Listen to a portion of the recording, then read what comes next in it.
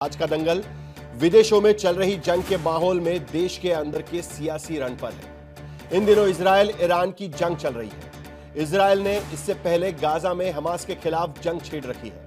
Hamas के आतंकवाद से लड़ाई में इजराइल के साथ खुलकर अमेरिका और यूरोप के देश खड़े हो गए, लेकिन भारत ने खुलकर न तो इजराइल का समर्थन किया और न ही हमास का। पिछले दिनों संयुक्त राष्ट्र संघ में गाजा में बिना शर्त युद्ध विराम का प्रस्ताव आया तो भारत गैर हाजिर रहा। इसे लेकर भारत में कांग्रेस पार्टी से लेकर शरद पवार तक ने सवाल उठाए हैं। प्रियंका गांधी वाड्रा ने तो भारत के रुख को शर्मनाक तक कह डाला। भारत की विदेश नीति को लेकर सवालों की सियासत घरेलू मोर्चे पर भी हो रही है। एक तरफ कांग्रेस ऑपरेशन सिंदूर के दौरान दुनिया के किसी देश की ओर से भारत को खुलेआम समर्थन नहीं देने को लेकर सवाल उठा रही है। दूसरी तरफ पाकिस्तान को दुनिया भर में मिल रही तरहीज को लेकर भारत की विदेश नीति को नाकाम बता रही है। और तीसरी तरफ ट्रंप जब बार बार कह रहे हैं कि सीज फायर उन्होंने कराया, तो कांग्रेस भारत के मामले में अमेरिकी दखल के लेकर सवाल उठा रही है। और अब इंडोनेशिया, मलेशिया, जापान, सिंगापुर, दक्षिण कोरिया के दौरे से लौटकर आने वाले भारतीय प्रतिनिधि दल के सदस्य और टीएमसी के सांसद अभिषेक बनर्जी ने पहलगाम को लेकर भी सवाल उठाया है। पहलगाम में नरसंहार करने वाले आतंकियों से लेकर सुरक्षा चूक के जिम्मेदारों तक, कार्रवाई तक को लेकर सवाल उठाए जा रहे हैं। विपक्ष आने वाले संसद तक इन सवालों की फहरिस्त लेकर आने वाला है। और दूसरी तरफ बीजेपी दुनिया में भारत के बढ़ते रसूख और सम्मान का दावा कर रही है। आज ही पीएम मोदी को साइप्रस का सर्वोच्च नागरिक सम्मान मिला है। यह अब तक पीएम मोदी को मिला 23वां सर्वोच्च नागरिक सम्मान है, जो दुनिया के देशों ने पिछले 9 साल में पीएम मोदी को दिया है। लेकिन विपक्ष के आरोप है कि 2 लाख करोड़ रुपए खर्च करने के बावजूद भारत की विदेश नीति आज सवालों के घेरे में है। विपक्ष के सियासी सवालों और आरोपों पर बीजेपी का क्या कहना है, और आज के दंगल में हम इसी मुद्दे पर चर्चा करेंगे। लेकिन पहले यह रिपोर्ट देखते हैं।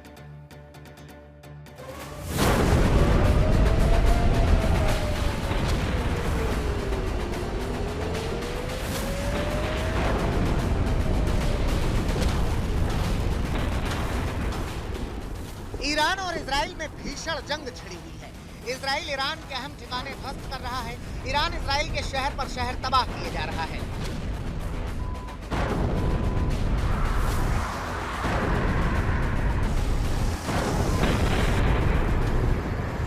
दोनों की लड़ाई में हिंदुस्तान किसके साथ है?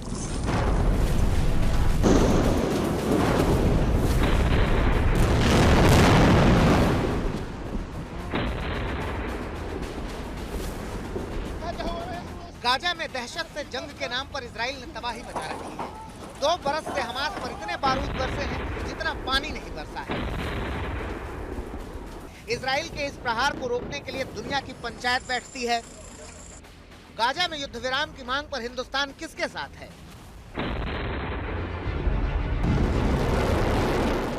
भारत ने पाकिस्तानी आतंक के खिलाफ जंग छेड़ी। दहशत के साथ खड़ी पाकिस्तानी निजाम और फौज पर भी भीषण प्रहार किया।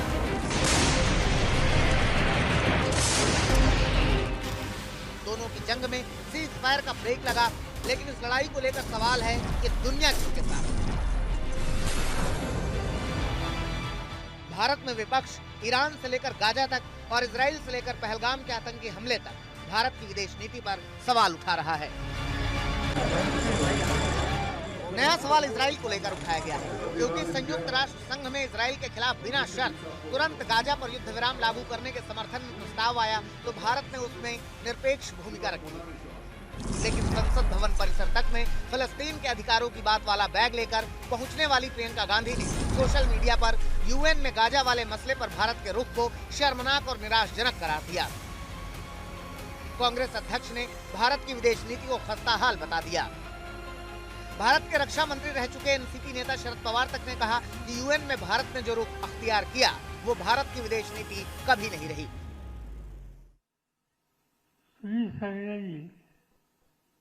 मौजूदा फैसला हमारी विदेश नीति के अनुरूप नहीं है। इससे वैश्विक मंच पर भारत को लेकर भ्रम की स्थिति पैदा होगी।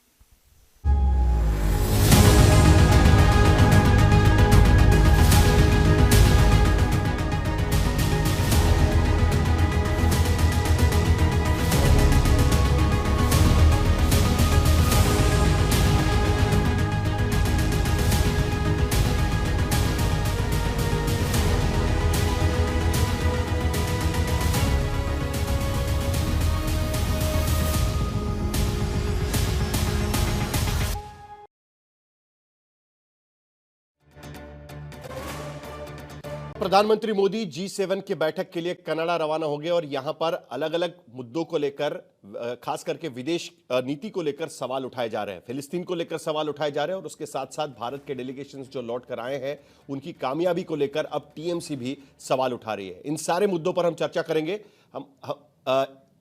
पीएम मोदी की ये सीधी तस्वीरें रवाना हो चुके हैं, साइप्रस से कनाडा के लिए रवाना हो चुके हैं। वहां पर G7 की बैठक में शामिल होंगे।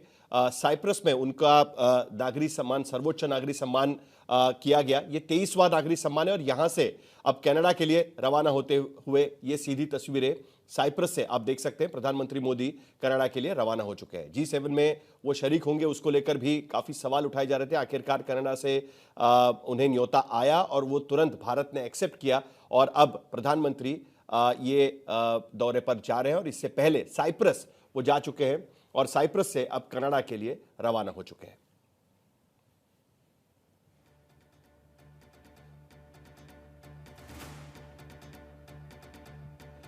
तो प्रधानमंत्री मोदी साइप्रस में गए थे। वहां पर आपने सुना कि इससे पहले जो रिपोर्ट हमने दिखाई थी उसमें कनाडा में जो भारतीय नागरिक है, भारतीय डायस्पोरा के, उनसे बातचीत की, वो भी आपने सुना। काफी उत्सुक है प्रधानमंत्री के इस दौरे को लेकर। इस बीच कनाडा और भारत के बीच में जो संबंध बिगड़ गए थे, उसके बाद G7 में क्या भारत को न्योता दिया जाएगा, उसको लेकर काफी सवाल उठ रहे थे। लेकिन आखिरकार कनाडा के नए प्रधानमंत्री उन्होंने भारत को यह न्योता दिया, प्रधानमंत्री मोदी को न्योता दिया और उसके बाद वो स्वीकार कर लिया गया। और इससे पहले एक डिटूर साइप्रस में किया गया क्योंकि अब अगले यूरोपियन यूनियन की चेयरमैनशिप ये साइप्रस के पास जाने वाली है। तो इसके लिए प्रधानमंत्री का ये साइप्रस का दौरा भी काफी अहम माना जा रहा है। साइप्रस में भी भारत और साइप्रस के बीच में टेररिज्म को लेकर चर्चा हुई और टेररिज्म के खिलाफ साइप्रस भारत के साथ खड़ा है, ये भी बात प्रधानमंत्री को बताई गई, जिसको लेकर ये दौरा काफी सक्सेसफुल एक तरीके से माना जा रहा है। और इसके बाद जब यूरोपियन यूनियन में साइप्रस के पास चेयरमैनशिप होगी, क्योंकि एक तरफ यूरोपियन देशों का सहयोग भारत एक्सपेक्ट कर रहा है, ट्रेड डील्स को लेकर हो या आतंकवाद के खिलाफ भारत की लड़ाई को लेकर हो, कई मुद्दों पर इसकी अहमियत भारत के लिए है और जिसके वजह से यह दौरा भी काफी इंपॉर्टेंट माना जा रहा है। तो अब G7 में दरअसल भारत G7 का सदस्य नहीं है, लेकिन G7 समिट के साथ साथ कई देशों को इस समिट के लिए आमंत्रित किया जाता है। और यहां पर पहली बार जो भारत और पाकिस्तान के बीच जो विवाद हुआ है, भारत और पाकिस्तान के बीच जो चीजें हुई, उसके बाद पहली बार प्रधानमंत्री मोदी दुनिया के अहम देशों के प्रमुखों से मुलाकात करेंगे और उस पर बात करेंगे। तो कुल मिलाकर इस बीच भारत में भी सरकार की विदेश नीति को लेकर काफी सवाल उठाए जा रहे हैं और इन सवाल को लेकर हम इस चर्चा की शुरुआत करना चाहते हैं। पहला सवाल, जिस तरीके से आरोप लग रहा है वो देखकर, क्या भारत की विदेश नीति को कमजोर कहना कांग्रेस की एक सियासत है? क्या सियासती सवाल है? दूसरा सवाल, क्या इजरायल युद्ध के मुद्दे पर भारत की नीति बिल्कुल प्रासंगिक है? जिस तरीके से बीजेपी के नेता कह रहे हैं कि इससे पहले भी भारत ने इस तरीके की भूमिका रखी है, उसका फैक्ट चेक भी हम इस चर्चा के दौरान करेंगे। आखिरी सवाल, क्योंकि यह सवाल बार बार उठाया जा रहा है, तो तीसरा सवाल, क्या ऑपरेशन सिंदूर के बाद भारत को दुनिया का समर्थन मिला है? यह सबसे अहम सवाल दरअसल इस चर्चा में हो सकता है। शुरुआत करेंगे सैयद जफर इस्लाम से। जफर इस्लाम, आपने प्रियंका गांधी वाड्रा का ट्वीट देखा होगा, उस पर निशिकांत दुबे का जवाब भी है, उसकी भी चर्चा होगी। लेकिन सवाल उनका यह है कि जब इजरायल अंतरराष्ट्रीय नॉर्म्स का सीधे सीधे उल्लंघन कर रहा है, ईरान पर हमला कर रहा है, जिस तरीके से गाजा में 60,000 पैलेस्टीनियन नागरिकों को वहां से बेदखल करने में इजरायल के हमले शामिल है, तो प्रियंका गांधी वाड्रा कह रही है कि it is shameful and disappointing that our government has chosen to abstain on UN motion for the protection of civilians.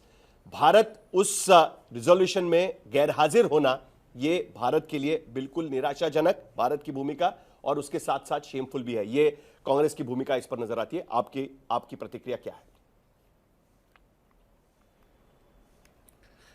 देखिए, कांग्रेस में जैसे अंग्रेजी में कहते हैं, they have no leg to stand, मतलब उनकी बातें खोखली होती हैं। उनके समय में भारत जो है एक ऐसा मुल्क था जो दुनिया में एक कमजोर मुल्क की तरह देखा जाता था, जो अपने हितों की रक्षा नहीं कर सकता था और जो फैसले होते थे वो किसी न किसी दबाव में होते थे। कोई ऐसा फैसला नहीं होता था जिसमें भारत देश खुद से अपने आप फैसले ले सके। आज की जो हालात ये है कि आज देश में एक सरकार ऐसी है जो मजबूत सरकार है, पूरा जनता का समर्थन है, पूरे दुनिया में इस मजबूत सरकार ने देश का बोलबाला किया है और कभी भी किसी भी समय जो भी फैसले लेने हो, जो देश हित में फैसले हो, देश का जिससे फायदा हो, वो प्राथमिकता रहती है और देश हित के में फैसले लेते हैं। देश को सर्वोपरि मान के फैसले लिए जाते हैं। इसमें कोई किसी और नजरिए से देखना नहीं चाहिए। देखना चाहिए कि देश आगे बढ़ रहा है, देश मजबूत हो रहा है, देश ग्लोबल जियोपॉलिटिकल स्पेस में जो है आज उसका एक वजन है और इसी वजह से आज दुनिया जो है भारत को दूसरे नजरिए से देखता है, जो पहले एक कमजोर देश की तरह देखा जाता था। आज आप छोटी सी एग्जांपल देख लीजिए साहिल जी, आज G7 की जो मीटिंग है, कई कांग्रेस ने स्पेकुलेट कर रहे थे कि मोदी जी को इनवाइट नहीं किया जाएगा, ये नहीं किया जाएगा, वो नहीं किया जाएगा, लेकिन हम परमानेंट इनवाइटी की तरह है 2019 से। और इसको कभी भी इसी नजरिए से देखना चाहिए कि हमारा जियोपॉलिटिकल वेट बढ़ा है, हमारा उस स्पेस में हम एक रेलेवेंट रहे, हमारा जो है स्टैंड जो है वो दुनिया इसको देखती है उसी नजरिए से कि भारत है। इसलिए इसीलिए जफर इस्लाम करते हुए सवाल इस बात को लेकर है, ठीक है, भारत की ऊंचाई बड़ी है, भारत एक मजबूत देश की तरह देखा जा रहा है, ये सब चीज अगर हम मान भी ले, इसीलिए सवाल यह उठता है कि ऐसे समय पे जब भारत को एक भूमिका लेनी चाहिए, जो कांग्रेस पार्टी सवाल उठाने की कोशिश कर रही है कि क्या उस वक्त यह भूमिका लेना जरूरी है, खास करके इजराइल पैलेस्टाइन कॉन्फ्लिक्ट के बीच में जब यूएन में यह प्रस्ताव आ रहा था कि सीज फायर होना चाहिए, अनकंडीशनल सीज फायर होना चाहिए, तब एब्स्टेन रहने के बजाय एक भूमिका लेना जरूरी था, जो इससे पहले भारत कई बार ले चुका है। यह सवाल कांग्रेस की तरफ से उठाया जा रहा है। इस मुद्दे को लेकर बीजेपी की प्रतिक्रिया क्या रहेगी? देखिए मेरा एक एक्सपीरियंस है, जब मैं इंटरनेशनल पार्लियामेंट्री यूनियन के जनरल असेंबली में भारत के तरफ से गया था, तो उसमें मैंने देखा ये कि ये बहुत डायनेमिक प्रोसेस है और ये मिनिस्ट्री ऑफ एक्सटर्नल अफेयर्स के रिप्रेजेंटेटिव जो होते हैं और जो देश के जो एक्सटर्नल अफेयर्स मिनिस्टर और सरकार की तरफ से बार बार जो सिचुएशन को देखते हुए जो फैसला लिया जाता है, और कई बार आपको एब्सटेन करना पड़ता है, कई बार वोट करना पड़ता है, कई बार आप नहीं वोट करते हैं, उसके अगेंस्ट में करते हैं। ये सारी चीजें मैंने जैसा पहले कहा, वो हालात को, बहुत डायनेमिक प्रोसेस है, हालात को देखते हुए, उस वक्त के हालात को देखते हुए और भारत का पक्ष, भारत के हित कहां पर है उसको देखते हुए फैसला लिया जाता है। और इसमें किसी को कोई संदेह नहीं होना चाहिए, कोई पर्सनल एजेंडा, कोई एजेंडा नहीं होता, सिर्फ एजेंडा एक ही होता है, देश मजबूत रहे, देश के हितों की सुरक्षा होती रहे। और इसलिए मुझे लगता है कि जो फैसले होते हैं देश के हित में हो तो वो सही देश के हित में फैसले होने चाहिए और देश के हित में फैसले होना चाहिए। आप अपना पर्सनल एजेंडा कुछ कांग्रेस का हो सकता है, लेकिन जब देश की बात आती है तो देश का हित रखना चाहिए, ये सही बात है। अब आलोक शर्मा, बहुत सारी चीजें जो कहते हैं, बीजेपी का आरोप है कि आपका कोई पर्सनल एजेंडा हो सकता है, जो G7 के बारे में, इजराइल और पैलेस्टाइन कॉन्फ्लिक्ट में आपका कोई पर्सनल एजेंडा हो सकता है, बीजेपी ये आरोप लगाने की कोशिश कर रही है। मुझे लगता है अटल बिहारी वाजपेयी जी की स्टेटमेंट भी सुननी चाहिए, जो बहुत पहले उन्होंने दी थी अरबों के पक्ष में। शायद अटल बिहारी वाजपेयी जी का भी कोई ना कोई अपना एजेंडा रहा होगा। मतलब हर चीज को आप एजेंडे के में तोल दीजिए, आपको एबीसी विदेश नीति की पता नहीं है। दुर्भाग्य यह है कि देश सर्वोपरि ना होकर व्यापार सर्वोपरि हो गया, देश सर्वोपरि ना होकर अडानी सर्वोपरि हो गया। श्रीलंका जाएंगे तो ठेके दिलवाएंगे, बांग्लादेश जाएंगे तो ठेके दिलवाएंगे, ऑस्ट्रेलिया लेकर जाएंगे तो कोयले की खदानें दिलवाएंगे। हालत यह है कि आज सबसे कमजोर प्रधानमंत्री हैं, सबसे कमजोर सरकार है, और हालत यह है कि पूरी विदेश नीति जब दो रुपल्ली के ट्रोल्स के हाथ में चली जाए और कुछ मीडिया के लोग जो है पूरी विदेश नीति को चलाने लगे, तो मुझे लगता है कि फिर विदेश नीति का भट्टा बैठना तय था। इवेंट मैनेजमेंट बन के रह गई ये इस सरकार की विदेश नीति।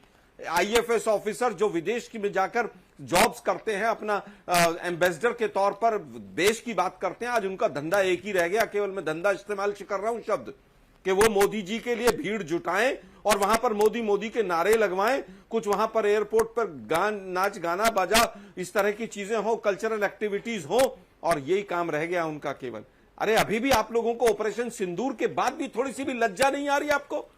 अडानी के व्यापार के लिए पूरी विदेश नीति आप लोगों ने खोखली कर दी। नमस्ते ट्रंप और हाउडी मोदी करते घूम रहे हैं आप। जो बाइडेन ने क्या किया फिर आपके साथ? कोई टेक्नोलॉजी देने को तैयार नहीं है। ऑपरेशन सिंदूर आपके भेंट चढ़ गया व्यापार के नाम पर। ऑपरेशन सिंदूर में एक पड़ोसी देश तक ने आपके पक्ष में स्टेटमेंट नहीं दी। हालत यह है कि सरकारों को जाकर विदेश की भूमि पर कोसिए। 2014 से पहले हिंदुस्तानी होने पर शर्म आती थी मोदी जी को। आपके पासपोर्ट की रैंकिंग गिर गई और हालत यह है कि 9 साल में 30 सम्मान लेने वाले मोदी जी, जरा ये तो बता दीजिए टैक्स पेयर्स का पैसा क्या सम्मान के लिए था? ये पूरा 100 से ज्यादा विदेश यात्राएं की। चीन को क्लीन चिट दे दूंगा मैं, पाकिस्तान में सीज फायर अमेरिका करा देगा, रशिया पाकिस्तान के साथ मिलिट्री एक्सरसाइज करेगा, यूएस से बेड़ियां डालकर हथकड़ियां लगा लगाकर हमारे नागरिकों को भेज रहा है और ये लोग यहां पर पीठ थपथपा रहे हैं अपनी। 56 इंच का सीना, बेड़ियां डालकर हथकड़ियां लगाकर जिस तरह से ट्रंप सरकार ने भेजा है पूरे विश्व ने देखा है। क्या नेपाल के नागरिकों को भेजा? क्या बांग्लादेश और पाकिस्तान के नागरिकों को अमेरिका ने भेजा? अरे विदेश नीति का आप लोगों ने भट्टा बैठा दिया पूरी तरह से। आज हालत यह है कि G20 सैयद जफर इस्लाम इसका जवाब देंगे। एडवर्टाइजमेंट खर्च हुआ। G20 के समिट से क्या मिला? लेकिन मेरे दो स्पेसिफिक सवाल है जिसको लेकर 1 मिनट केवल मैं अंतिम बात पूरी कर लूं, फिर मैं दोनों चीजों पर आता हूं आपके सवाल पर भी। साहिल जी, मैं पहली बात पूछना चाहता हूं, G7 में क्या गिड़गिड़ाकर न्योता लेना जरूरी था? क्या ट्रंप के शपथ ग्रहण समारोह के लिए विदेश मंत्री वहां पर 1 हफ्ते तक डेरा डाले रहे थे? मुझे जवाब देने उसके बाद शपथ ग्रहण समारोह में भी नहीं बुलाया। अरे भाई, जो बाइडेन के टाइम पे 2.5 साल तक आपको एम्बेसडर नहीं दिया अमेरिका ने। चलिए, सबसे बड़ा, चलिए जफर इस्लाम आप पहले जवाब दे दीजिए, उसके बाद मैं अपना सवाल 2.5 साल तक अमेरिका ने एम्बेसडर नहीं सैयद जफर इस्लाम, एक साल में वीजा के इंटरव्यू आ रहे हैं और ये लोग अपनी पीठ थपथपा रहे हैं। पासपोर्ट की रैंकिंग गिरवा दी।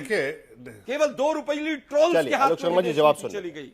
जफर इस्लाम, आज ये देखिए, बड़े अफसोस के साथ कह रहा हूं कि देखिए कांग्रेस पार्टी के प्रवक्ता ये विदेश नीति के बारे में कम, ये अपने पार्टी की नीतियों के बारे में और जो उनका एजेंडा है उसके बारे में ज्यादा बात करते हैं। देश के नागरिकों से अगर आप पूछिए, मैं इनको छोड़िए, इनका जो विचार है वो तो होगा ही, नेगेटिव नकारात्मक विचार होगा, लेकिन देश के आम नागरिकों से जब आप पूछेंगे, एक्सपर्ट्स से पूछेंगे जो हर फील्ड के एक्सपर्ट्स हैं और उनसे पूछेंगे, और खास के फॉरेन अफेयर्स के जो एक्सपर्ट्स हैं उनसे पूछेंगे, तो उनको एहसास होता है इस बात का कि देश मजबूत हो रहा है, एक मजबूत लीडरशिप के हाथ में देश है और देश का जो है सम्मान पूरे अरे देश। प्लीज बीच में मत बोलिए आलोक जी, मैं नहीं बोलता आपके बीच में। अरे आप गजब और तब आप बात अपने समय पे कीजिएगा, मैं अपने समय में बात कर।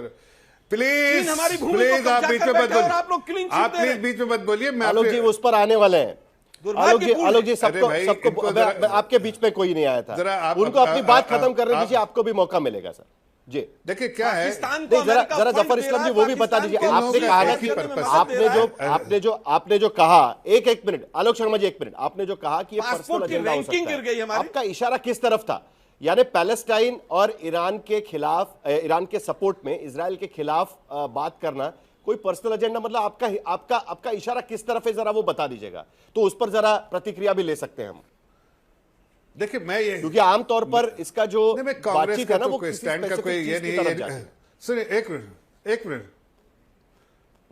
देखिए मैं कांग्रेस के स्टैंड के बारे में और उनके ओपिनियन के बारे में कोई टीका टिप्पणी नहीं करना चाहते कि इसलिए कि देश जानता है कि उनके समय में देश कितना कमजोर देश था। लेकिन आज जो आपने जो सवाल कहा है, हमने बराबर आज भी प्रधानमंत्री जी, अरे प्लीज तो बेड़ियां लगकर आएंगी। आज भी प्रधानमंत्री जी ने कहा आलोक जी बीच में मत बोलिए, वॉर के खिलाफ है, समय चला गया, वॉर के खिलाफ है। मैं आपके पास आऊंगा, आपको बोलने का पूरा मौका है। इस तरीके से डिबेट खराब हो जाए प्लीज। ये वो लोग हैं जो देश को लूट के भी आज आवाज ऊंची आवाज से बात करते हैं। खैर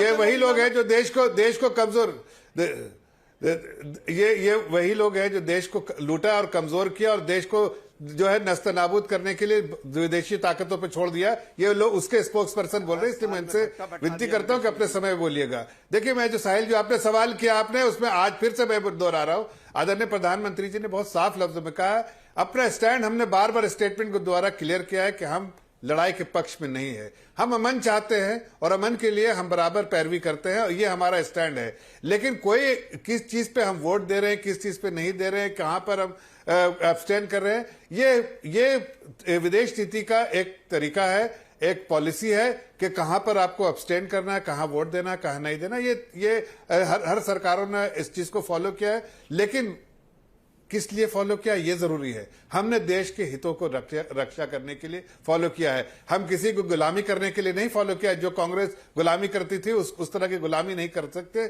हमने अपने देश को आगे बढ़ाना है, मजबूत करना है देश को दुनिया के प्लेटफॉर्म पे हमको।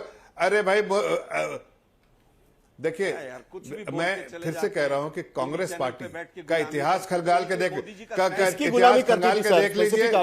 नहीं इतिहास खंगाल के देख लीजिए, ये कांग्रेस पार्टी हमारे साथ एक्सपर्ट भी बैठे हुए हैं, कांग्रेस पार्टी का इतिहास खंगाल के देख लीजिए कि जो नहीं, मैं तो इतना कह रहा हूं, कांग्रेस पार्टी का इतिहास खंगाल के देख लीजिए, कभी भी देश के हित में कोई स्टैंड लेने वाली सरकार नहीं रही। ये कमजोर लोग थे और देश को भी कमजोर रखा था। आज देश मजबूत है। पूछ लीजिए जिससे एक्सपर्ट्स बैठे में, इनको छोड़ दीजिए, ये तो बेचारे हताश होकर बोल रहे हैं। यूएन के रेजोल्यूशन में मतदान करना चाहिए था। आपकी भूमिका क्या है?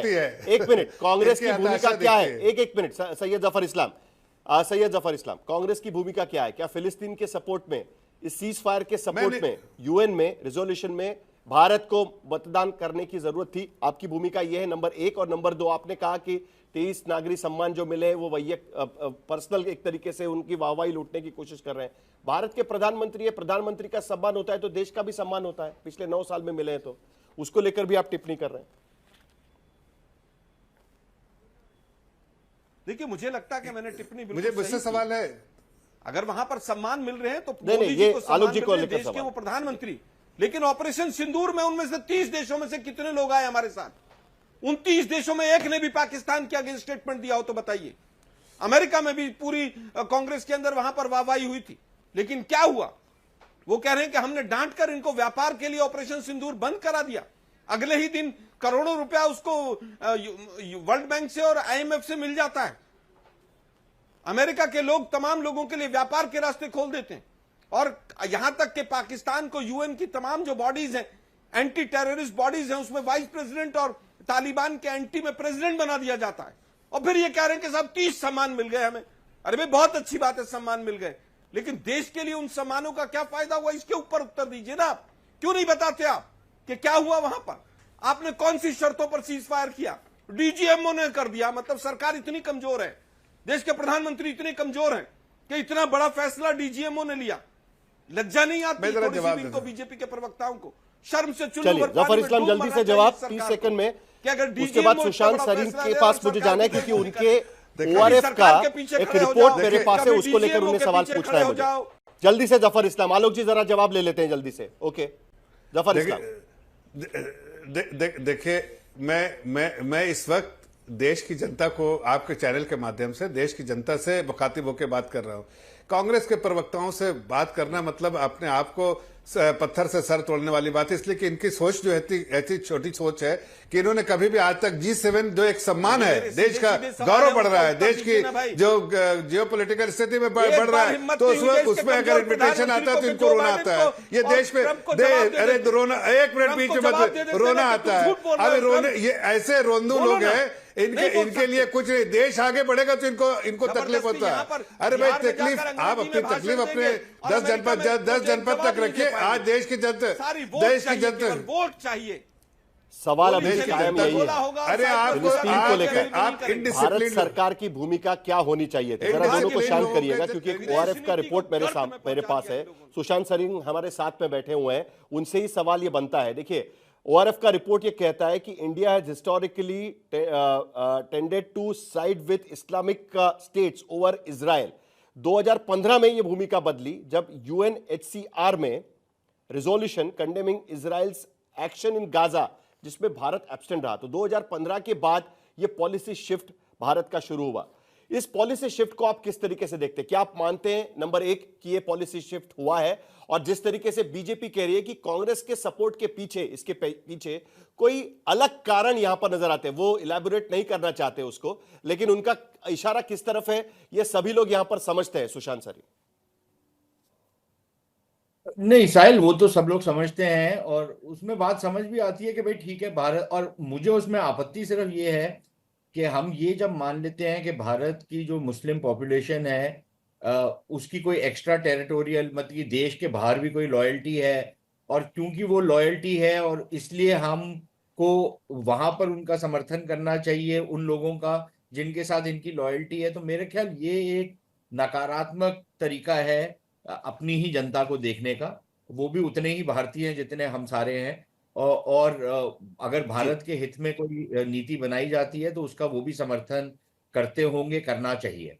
और नीति जो है वो किसी समुदाय विशेष को दिमाग में रख के नहीं बनाई जा सकती। नीति भारत के हितों को दिमाग में रख के बनाई जा सकती है। दूसरी चीज ये कि अगर आप मध्य एशिया में जो कुछ हो रहा है, मध्य एशिया तो नहीं बोलना चाहिए, जो जो जो अरब दुनिया है, जो मिडिल ईस्ट है, वहां पर जो कुछ हो रहा है, वहां पर आप देखिए 2015 के आसपास से जो अरब देश हैं उनके भी रवैये तब्दील हुए हैं, इसराइल को लेकर भी, ये सारे फिलिस्तीन के मामले को लेकर भी। और जो वहां पर आतंकी गुट है, चाहे वो हिजबुल्लाह हो, चाहे वो हमास हो, या वो वहां पर कुछ ऐसे देश जिनका इन संगठनों को संरक्षण रहता है, उनको लेकर के भी उनके भी रवैये बदले हैं। आप आफ्टर ऑल हम लोग को भूलना नहीं चाहिए कि सऊदी अरेबिया, यूएई और कुछ और देशों ने, बहरीन वगैरह ने कतर को एक लिहाज से बिल्कुल अलग थलग कर दिया था, क्योंकि वो उनके ऊपर आरोप लगाते थे कि आप दहशतगर्दों का समर्थन करते हैं।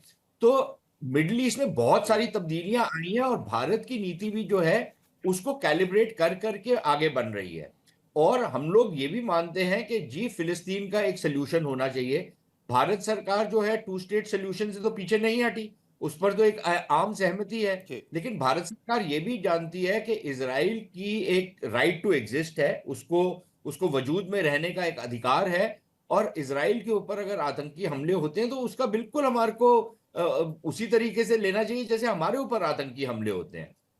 तीसरी चीज ये है कि जो विदेश नीति हमारी होगी, वो हमने जब कोई कदम उठाना होगा तो हम दुनिया की परमिशन लेकर कदम नहीं उठाएंगे।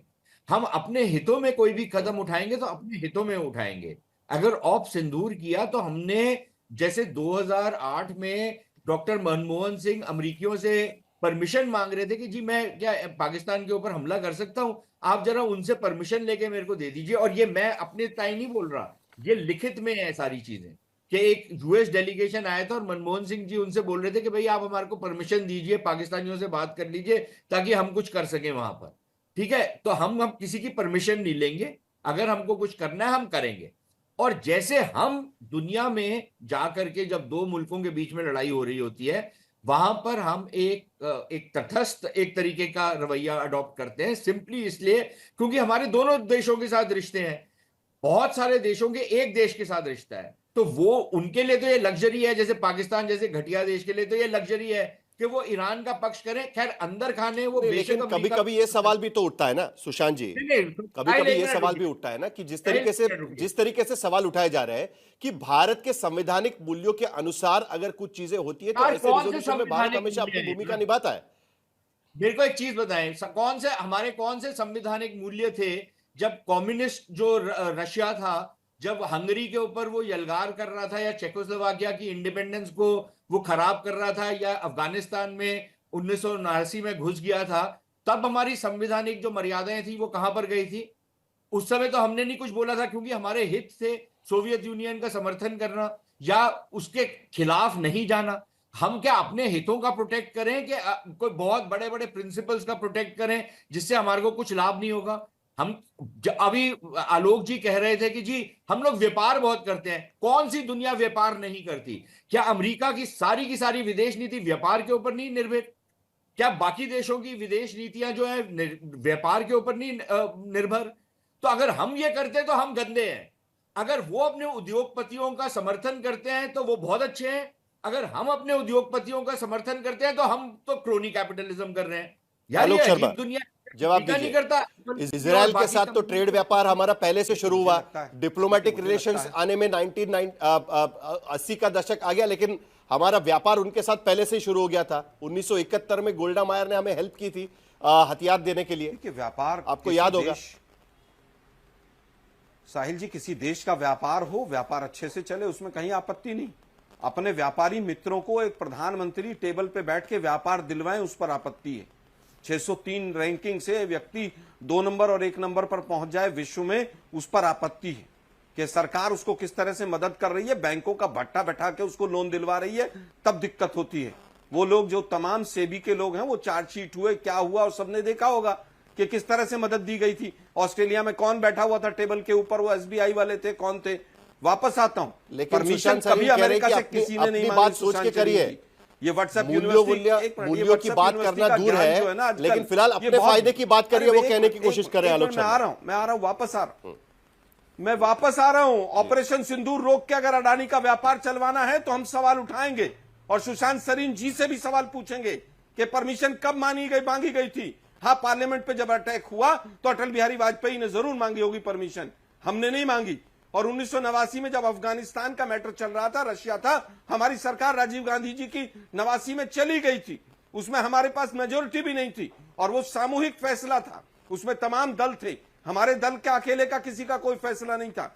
लेकिन दुर्भाग्य यह है कि आज हालत यह है कि हिंदुस्तान के टीवी पे 2-3 लोग बैठ जाते हैं, वो पूरी विदेश नीति को मोदी नामा में कन्वर्ट कर देते हैं।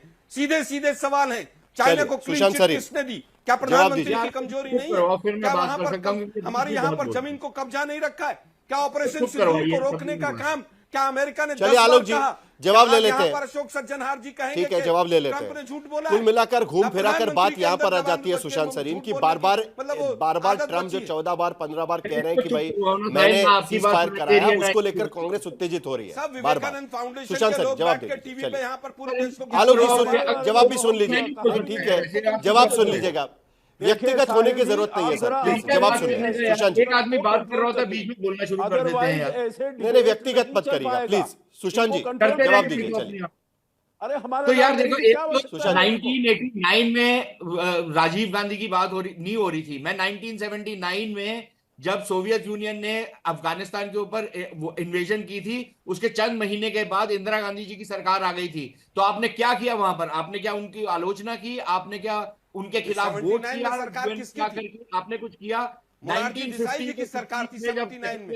यार आप सुन लो ना, अब आपको नहीं पता तो सबसे बड़ा सम्मान मिला। आलोक जी बीच में मत बोलिए प्लीज, उनको खत्म करने दीजिए। आपने जब आरोप लगाया तब सुन लिया ना उन्होंने, ये ठीक नहीं है। जरा आलोक जी का आवाज कम करिए, सुशांत जी बात करेंगे जल्दी। चलिए, कुछ पता होता तो आपको होता नहीं है। आपके यहाँ पर आप ऐसे ही फिजूल में आप लोगों को उकसाने की कोशिश कर रहे हैं। 50s और 60s में जब चेकोस्लोवाकिया और हंगरी के ऊपर सोवियत यूनियन ने यलगार की थी, तो आपने क्या किया था?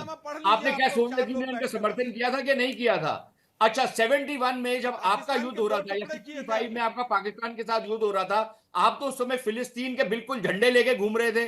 तो आपकी कौन सी इस्लामिक दुनिया में कौन से देश ने आपका समर्थन किया था उन जंगों में? उन युद्ध में कौन सा आपके साथ इस्लामिक देश खड़ा हुआ था? 1965 और 1971 में ईरान जैसे देश ने जो पाकिस्तान है उसको स्ट्रेटेजिक डेप्थ दी थी। ये जो ये मेरे से बात कर रहे हैं कि जी हमारी पता नहीं कौन सी विदेश नीति खराब हो गई, कुछ पढ़ लिख ले तो बेहतर होगा, नहीं तो इसी तरीके आके स्टूडियो में उत्तेजना वाली बातें करेंगे, समझेंगे बहुत हम बहुत।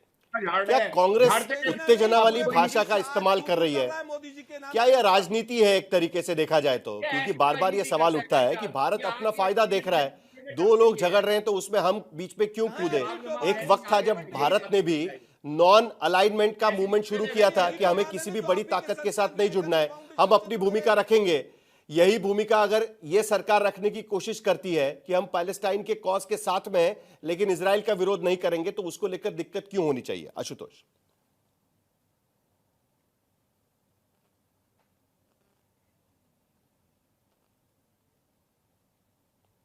आशुतोष आपकी आवाज नहीं आ रही है पर। साहिल देखिए, महत्वपूर्ण सवाल क्या है? महत्वपूर्ण सवाल यह है कि जब मैं बार बार कहता हूं कि जब मौजूदा पीढ़ी अपने पुरखों के ऊपर गंभीर आरोप लगाती है तो वो पीढ़ी बर्बाद होने के लिए तैयार है। आप ये कहना चाहते हैं कि नरेंद्र मोदी के रहते हुए देश का हित सर्वोपरि है, जवाहरलाल नेहरू के रहते हुए देश का हित सर्वोपरि नहीं है। इससे हास्यास्पद बात तो कुछ हो ही नहीं सकती है। इसलिए मुझे कहना है कि आपको राजनीति करनी, कांग्रेस के साथ कांग्रेस की राजनीति करिए, कांग्रेस बीजेपी के साथ राजनीति करिए, बट कृपया करके जो हमारे आइडल्स हैं, जो आइकन्स हैं, उनको अपमानित करने का काम ना करें। क्योंकि अगर आज आप अपमानित कर रहे हैं, 10 साल के बाद, 15 साल के बाद कोई नरेंद्र मोदी जी को अपमानित करेगा तो फिर बहुत बुरा लगेगा। इसलिए कृपया उस डिबेट में ना जाए। महत्वपूर्ण सवाल दो है।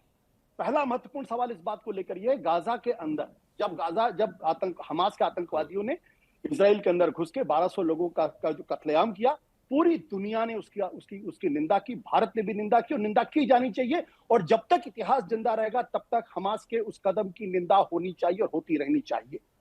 लेकिन उसके बाद जो 60,000 लोगों का कत्ल, जो जेनोसाइड इजराइल कर रहा है, उसका कोई जस्टिफिकेशन है?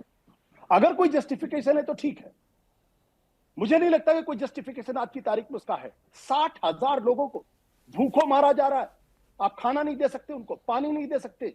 ये कौन सी मानवीयता? और ये कौन कर रहा है? ये वो लोग कर रहे हैं जो होलोकास्ट का शिकार रहे हैं। कम से कम उनके मन में तो मानवीयता होनी चाहिए। और अगर भारत ऐसे मसले पर भी अगर वो इजराइल का साथ देने की कोशिश करता है तो इसका मतलब यह है कि ना तो भारत के विदेश मंत्री को कोई विदेश नीति आती है और ना ही भारत की कोई विदेश नीति। एक जमाना था जब भारत की विदेश नीति थी, भारत बहुत गरीब मुल्क था, लेकिन जोसेफ ब्रांड टीटो, नसर और फिदल कास्त्रो के साथ थर्ड वर्ल्ड मूवमेंट का लीडर था, कॉमनवेल्थ कंट्रीज का नेता हुआ करता था। और जब बांग्लादेश की बात हुई तो भारत ने अमेरिका की भी नहीं सुनी। भारत ने स्ट्रेटेजिक अलायंस सोवियत यूनियन के साथ किया और वो शीत युद्ध का वक्त था, लेकिन शीत युद्ध के वक्त के बावजूद भी भारत ने कभी सोवियत यूनियन के दबाव में कोई काम नहीं किया। आज जो लोग अफगानिस्तान की बात कर रहे हैं, जो चेकोस्लोवाकिया की बात कर रहे हैं, मुझे नहीं लगता कि मुझे उनके इतिहास बोध पर कोई सवाल खड़े करने चाहिए। दूसरा प्रश्न ये है, ऑपरेशन सिंदूर के दौरान आप देखिए, ये बात बहुत अच्छी है कि मनमोहन सिंह ने तो पूछा कि हम हमला करें ना, हम पता नहीं कहा, कौन सी किताब में लिखा, मैंने तो देखा नहीं, मैं भी बहुत पढ़ता लिखता हूं, लेकिन ये दुनिया ने जरूर देखा। जो ANI के उस पर आया था कि भारत के विदेश मंत्री ने पाकिस्तान की फौज को इन्फॉर्म किया कि भाई देखो, तुम हमारे दोस्त हो, तुम हमारे हमसफर हो, तुम हमारे पसंदीदा लोग हो, हम तुम पे हमला नहीं कर रहे हैं, हम पाकिस्तान के अंदर जो आतंकवादी उन पे हमला कर रहे हैं। ये भारत की विदेश नीति है, इस पर शर्म नहीं आनी चाहिए भारत को। मालदीव जैसा देश आज आपको कहता है कि आप यहां से बाहर निकल जाइए। मालदीव जैसा देश, बांग्लादेश जो आपका मुल्क था, जिसको आपने बनाया, आज वहां पे जमात इस्लामी का कब्जा हो गया है। और आपका दोस्त कौन है? चीन आपका दोस्त है? बिल्कुल नहीं। रूस आपके साथ है? बिल्कुल नहीं। अमेरिका, रोज डोनाल्ड ट्रंप आपको गालियां बक रहे हैं और आप सुन रहे हैं। कभी कहते हैं India is the king of tariff, कभी कहते हैं कुछ और चीजें। 14 बार तो वो कह चुके हैं कि भारत को दबाव में डाल के हमने उनसे वो करा है, और हम किसकी इंडिपेंडेंस की बात कर रहे हैं। और एक बात और साहिल, एक बात और मैं कहना चाहूंगा, ईरान आपका ट्रस्टेड फ्रेंड रहा, रशिया आपका ट्रस्टेड फ्रेंड रहा, इजराइल ये तब होता है जब हिंदुस्तान की विदेश नीति एक विचारधारा की बंधक बन जाती है। It becomes when the foreign policy becomes the prisoner of an ideology. This is what happens, and this is what the disaster is all मतलब about. डोमेस्टिक पॉलिटिक्स आ गया ना उसमें। जो आरोप बीजेपी वहां पर लगा रही है, वही आरोप उल्टा यहां पर लगने की कोशिश हो रही है। सुशांत सरीन, आपसे मैं जवाब चाहूंगा इसको लेकर, लेकिन उससे पहले अशोक सज्जनर, आपने सुना आशुतोष को, कहीं ना कहीं डोमेस्टिक पॉलिटिक्स अपनी जो इंटरनेशनल पॉलिसी है उस पर कहीं ना कहीं हावी हो रही है, ये कहने की कोशिश आशुतोष यहां पर कर रहे हैं, यानी फॉरेन पॉलिसी पर डोमेस्टिक पॉलिटिक्स हावी हो रहा है। जी बिल्कुल, मेरे विचार से तो देखिए, विदेश नीति को आपको अलग रखना चाहिए, क्योंकि विदेश नीति में बहुत सारी ऐसी कंसिडरेशंस होती हैं। देखिए, अभी 2-3 मुद्दों पर आप बात कर रहे हैं साहिल जी। एक अभी बात हो रही है ईरान और इजराइल के युद्ध की, और उसमें हमारा जो पोजीशन है बहुत ही स्ट्रेट फॉरवर्ड है और बहुत ही प्रिंसिपल्ड पोजीशन है। और वो हमारा पोजीशन है, जैसे प्रधानमंत्री मोदी ने पहले कहा, ये युद्ध का दौर नहीं है, इसको डायलॉग और डिप्लोमेसी से हमको सुलझाना चाहिए। यही प्रधानमंत्री ने, यही हमारे विदेश मंत्री हैं, उन्होंने बात की ईरान के विदेश मंत्री से, उन्होंने बात की इजराइल के विदेश मंत्री से, और उनको कहा जो आप इस युद्ध को जल्द से जल्द बातचीत से खत्म करने का आप प्रयास करिए। दूसरा, वहां पर इजराइल के प्रधानमंत्री का टेलीफोन आया हमारे प्रधानमंत्री को, उन्होंने वही उनको बात कही। देखिए, एससीओ, आप यहां पर ये भी आप प्रश्न उठा सकते हैं, जो साहब एससीओ में उन्होंने कंडेम किया है इजराइल को, तो हमको भी ज्वाइन करना चाहिए था। बिल्कुल नहीं।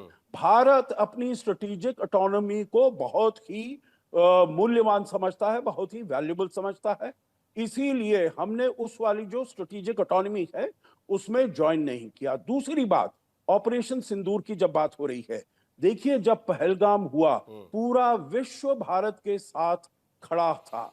उन्होंने सब ने आतंकवाद की भरपूर आलोचना की। बहुत ने हमारे प्रधानमंत्री को, बहुत ने विदेश मंत्री को टेलीफोन करके उनसे बताया जो हम भारत के साथ खड़े हैं।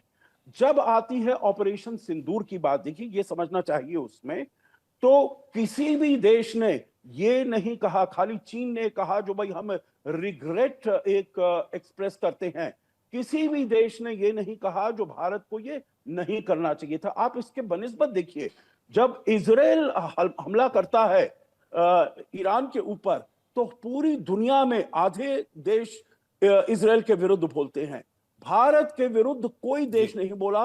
उसका मतलब ये, जो भारत अपने हितों को संवारने के लिए, साधने के लिए, अपने को आतंकवाद से बचाने के लिए जो वो करता है, वो उसे पूरा अधिकार है। तो मैं समझता हूं जो हमारी, और जो जल्दी से आप कुछ कहना चाह रहे हैं, आखिरी बात जो आपकी गाजा की जो है, जिसमें एक मिनट आशुतोष, वो खत्म कर रहे बात अपनी। जी जो एब्सटेन हमने किया है, जी बहुत बहुत जल्दी में, जो हमने एब्सटेन किया है, मेरे विचार से बहुत ही बैलेंस्ड वो अप्रोच है इसमें। क्योंकि देखिए, एक तो ठीक है जो इजराइल कर रहा है वो ठीक, वो गलत है, भारत ने इसको पहले भी कहा है, परंतु अगर आप एक रेजोल्यूशन लेकर आते हैं, रेजोल्यूशन में आपको हॉस्टेजेस की रिहाई का जिक्र करना बहुत जरूरी है, क्योंकि ये नहीं तो अदरवाइज वन साइडेड आपकी रेजोल्यूशन बन जाएगी। तो इसीलिए मैं इसका बताना, यानी सीज फायर का रेजोल्यूशन में आपको लगता है कि सीज फायर का रेजोल्यूशन भी है, तब भी उसमें इस बात का जिक्र होना चाहिए कि जो हॉस्टेजेस है वो दिया जाए। 60,000 लोगों को वहां पर मारा गया है, उसके बावजूद भी सीज फायर का रेजोल्यूशन नहीं होना चाहिए। साहिल मैं चलिए ठीक है आशुतोष जी, मैं अशोक सज्जनहार जी का बहुत सम्मान करता हूँ, बहुत ही सीजन्ड आदमी है और बहुत ही बैलेंस तरीके से बात करते हैं, उनके अपने विचार है, मैं उनसे थोड़ा सा डिसएग्री करता हूँ। पहली बात यह है कि जब इजराइल ने हमास के हमले के बाद जब गाजा पे हमला किया था, पूरी दुनिया एक तरीके से इजराइल के साथ थी, लेकिन आज लगभग 2 साल पूरे होने वाले हो गए हैं और 60,000 निर्दोष लोगों को किया जा, 60,000, मजाक नहीं है। भारत में सिर्फ 25,000 लोगों की जान गई थी और पूरा देश गुस्से में खड़ा हो गया।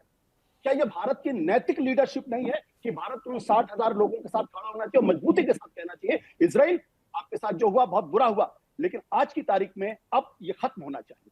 क्या भारत इतना नैतिक साहस नहीं है कहने के लिए? क्या नरेंद्र मोदी के नेतृत्व में आप 56 हॉस्टेजेस हैं उसकी तुलना 60,000 लोगों के कत्ल से, एक मिनट 30 सेकंड, जो मूल्यों की बात हम कर रहे थे ना, वो आशुतोष यहाँ पर उठा रहे हैं, नैतिक जिम्मेदारी की बात कर रहे हैं। 10 सेकंड, सुशांत सर, चलिए आशुतोष खत्म करिए 10 सेकंड, उसके बाद सुशांत। 10 सेकंड में कहना चाहता हूं। देखिए, जब ऑपरेशन सिंदूर हुआ उसके बाद भारत के विदेश मंत्री को पाकिस्तान की फौज को इन्फॉर्म करने का क्या कारण, मैं आज तक समझ नहीं पाया। उसके बाद भारत के प्रधानमंत्री कहते हैं हम पाकिस्तान को सबक सिखा दिया। आप पाकिस्तान को सबक सिखा रहे थे या आप कंफ्यूज थे कि आतंकवाद वह पाकिस्तान की फौज करती है, पाकिस्तान स्टेट करता है या आतंकवादी करते हैं? मुझे नहीं मालूम इसमें भारत सरकार की नीति क्या है। भारत सरकार पूरी तरीके से कंफ्यूज मुझे दिखाई पड़ती है, अन्यथा आप फौज को इन्फॉर्म नहीं करते। कुल मिलाकर अगर आप देश में विश्वगुरु, दुनिया में विश्वगुरु बनने का अगर दावा कर रहे हैं, तो क्या यह नैतिक जिम्मेदारी आपकी है कि 60,000 लोग अगर मारे जाते हैं तो वहां पर आपको बीच बचाव करना चाहिए? सुशांत सर, सवाल यह उठाया जा रहा है। नहीं, सवाल तो और बहुत सारे उठाए हैं आशुतोष ने, लेकिन खुद राजनीति करके दूसरे लोगों के ऊपर लालछन लगाना भी इनकी एक आदत है। मैं पर्सनल कमेंट नहीं करता। सवाल उठाए हैं तो मैं उनका जवाब दे देता हूँ इनको। एक तो ये पूछ रहे थे कि इन्होंने पढ़ा नहीं, अब अगर इन्होंने कुछ नहीं पढ़ा, अगर इन्होंने कुछ नहीं पढ़ा, मेरी गलती नहीं है, अब मैं इनको नसीहत दे देता हूँ कि क्या पढ़ लें, खुर्शीद कसूरी की किताब पढ़ ली। मुझे मालूम है, चुप रहोगे यार, जानता हूँ, चुप रहोगे, पढ़ा है तुमने वो किताब? मैं सरकार का स्पोक्सपर्सन नहीं हूँ, मैं सरकार का स्पोक्सपर्सन नहीं हूँ। हाँ, मेरे को पता है तुम किसके पिट्ठू हो, सरकार का सबको पता है तुम किसके पिट्ठू हो। मैं सिर्फ इतनी रिक्वेस्ट करता हूं कि आप दोनों एक्सपर्ट्स हैं, जरा प्लीज पर्सनल टिप्पणियां मत करिएगा प्लीज। मुद्दे पर हम बात करते हैं, मुद्दे पर हम चर्चा कर रहे हैं। देखिए, आशुतोष ने कुछ मुद्दे उठाए, सुशांत जी आप उसका जवाब दीजिए। आपकी भूमिका कुछ अलग है, उसको लेकर आपसे उसका जवाब चाहेंगे। कहाँ लिखा है? जी सुशांत, मैं बता रहा हूँ इनको कहाँ लिखा है। खुर्शीद कसूरी की किताब पढ़ लें, उसमें लिखा हुआ है, और भी बहुत जगहों पे है। अमेरिकी लोगों ने आपको पाकिस्तान का बीच में बोल रहे हैं, तुम इसको चुप करवाओ ना। पाकिस्तान की किताब पढ़नी अच्छी लगती है। नहीं आशुतोष, एक मिनट, चलिए खुर्शीद कसूरी की किताब हम पढ़ लेंगे। जरा नैतिक मूल्यों पर आते हैं, नैतिक मूल्यों पर आते हैं जिसको लेकर सवाल उठाया गया है। सुशांत जी, आपकी भूमिका इसको लेकर अलग है, आप जरा उस पर बताइएगा प्लीज। साहिल, मैं जो चीजें मेरे से पूछ रहे हैं, मैं एक एक करके बताऊंगा, बीच में इंटरप्ट करते जा रहे हैं। क्योंकि इसमें इतना नहीं, आशुतोष जी हौसला तो सुन लेते इसमें हैं अभी वो जवाब दे रहे हैं, ओरिजिनल मुद्दे पर जवाब दे रहे हैं। सुशांत जी चलिए। जब इनकी पोल सुशांत। खुलती है तो इनको बड़ी मैं उम्मीद होती सरकार है का स्पोक्स पर्सन नहीं हूँ और ना हाँ सरकार को तुम डिफेंड किसके करके स्पोक्स अपना पर्सन हो करियर ये तो बनाता हूं। बताओ, किसके स्पोक्स पर्सन हो, हाँ। ये मैं बताओ किसके सरकार का स्पोक्स स्पोक्स पर्सन पर्सन नहीं देखिए हूँ एक मिनट और ना ही मैं एक अपना मिनट नाइट जरा दोनों को करियर आगे जरा बढ़ाता हूं। आशुतोष जी रिक्वेस्ट है आपसे भी, सुशांत जी आपसे भी रिक्वेस्ट है, हम मुद्दे पर बात करेंगे। जरा एक मिनट तो बताओ किसके पैसा लेके किसके मुद्दे पर spokesperson आते हैं। सवाल ये मैं एक मिनट सरकार सुशांत जी, का सवाल ये उठाया गया नहीं है हूं और ना जो ही सरकार को नैतिक डिफेंड करके अपना नैतिक करियर मूल्यों बनाता की हूं। पता है बात की तुम जा कहां रही पर है, दलाली उसको करते लेकर सबको सवाल पता उठाया है। गया, उसको लेकर हम बात करेंगे। सुशांत जी उसको लेकर आपके जवाब चाहेंगे। सुशांत जी सिंपल सुशांत सिंपल सी बातें ये हैं कि पहली बात, विदेश नीति में मोरालिटी एक रोल प्ले करती है, लेकिन जो राष्ट्रीय इंटरेस्ट होता है वो सबसे ज्यादा सर्वोपरि है।